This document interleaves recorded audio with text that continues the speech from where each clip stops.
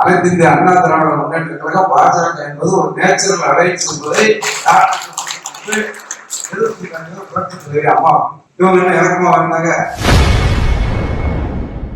1998ஆம் ஆண்டு தவறான வழிகாட்டுதலால் முன்னாள் முதலமைச்சர் ஜெயலலிதா வரலாற்று பிழை செய்துவிட்டதாக அதிமுக முன்னாள் அமைச்சர் கடம்பூர் ராஜு சர்ச்சைக்குரிய வகையில் பேசியுள்ளது அதிமுகவினர் மத்தியில் அதிர்ச்சியை ஏற்படுத்தியுள்ளது. அனைத்து இந்திய அண்ணா திராவிட முன்னேற்ற கழக பாஜக என்பது ஒரு நேச்சுரல் அலைன்ஸ் என்பதை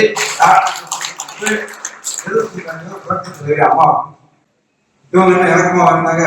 பாரதிய ஜனதா கட்சியோட இறக்கமா அது இணக்கமா எடுத்து ஒரு 5 வருஷம் இருக்கிற இலக்காரெல்லாம் கொண்டு வந்து வாங்கி சொல்லிச்சு.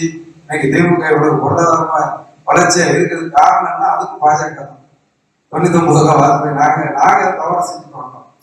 98ல 1 வருஷம் 13 மாசம் இருந்துட்டு அன்னைக்கு ஒரு கூடா நட்பு கேடாயிருந்து ஒரு இடத்துல கொடுத்தாரு ஒரு சாமி. ஆமா சுப்பிரமணியன் கருத்து அவர் ஒரு தவறான வழிகாட்டுறதை சொல்லி ஒரு ஓட்டுல அன்னைக்கு பாரதிய ஜனதா கொண்டு வந்தது அம்மா தான். திருப்பி விழுத்துனது நாங்க தான். அந்த பெரிய வரலாற்று பிழைய இன்னைக்கு நான் செஞ்சதோட விளைவு என்னன்னா 14 வருஷம் இந்த மத்திய அரசு திமுக ஆயிடுச்சு.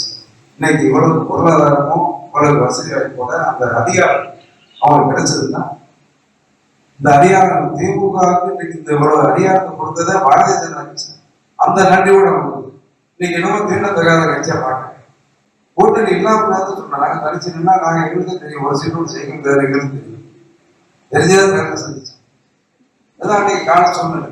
ஒவ்வொரு நேரம் நடத்தும் அங்க வீட்டுக்கெல்லாம் போக மாட்டாங்க. நான் இன்னைக்கு சொல்றேன்